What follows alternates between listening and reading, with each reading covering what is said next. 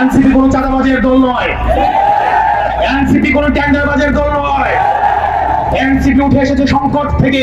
মনোনয়নপত্র জমার সময় ঘনিয়ে আসার সঙ্গে সঙ্গে দেশের রাজনৈতিক প্রেক্ষাপটে আসন বণ্টনের তীব্র দৌড়ঝাঁপ শুরু হয়েছে।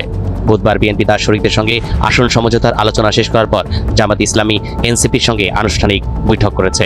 বিএনপির কাছ থেকে প্রত্যাশিত আসন না পাওয়া কয়েকটি দল এবং ক্ষুব্ধ নেতারা সরাসরি জামাতের সঙ্গে যোগাযোগ শুরু করেছে, যাতে নতুন রাজনৈতিক মিত্রতা তৈরি করা যায়। এই প্রক্রিয়ায় জামাতের সঙ্গে শরিকদের টানাপোড়েন শুরু হয়েছে। চরমোনাই পীরের নেতৃত্বাধীন ইসলামী আন্দোলন 100 আসন দাবি করলেও জামাতেতে সাড়া দিচ্ছেন না। একইভাবে মামুনুল হকের নেতৃত্বাধীন বাংলাদেশ খেলাফত মজলিসও অন্তত 25টির বেশি আসনের জন্য অনড়। যদি প্রত্যাশিত আসন সংখ্যা না পান, তাহলে তারা সমঝোতা থেকে সরে যেতে পারেন।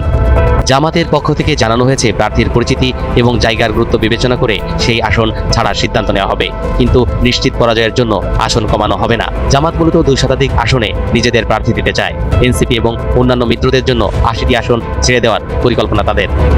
বুধবার সন্ধ্যায় এনসিপির আহ্বায়ক নাহিদ ইসলাম জামাতে নায়েবে আমির ডাক্তার সৈয়দ আব্দুল্লাহ মোহাম্মদ তাহেরের বাসায় যান। আনুষ্ঠানিকভাবে অসুস্থ নেতাকে দেখতে যাওয়ার কথা বলা হলেও 2 দলের সূত্র বলছে আসন সমঝোতার বিষয়ে বৈঠক হয়েছে। নাহিদ ইসলামের বক্তব্য সরাসরি পাওয়া যায়নি, তবে তার দলের নির্বাহী পরিষদের সূত্র বলছে অধিকাংশ সদস্যই জামাতের সঙ্গে আসন সমঝোতার পক্ষে মত দিয়েছেন। এই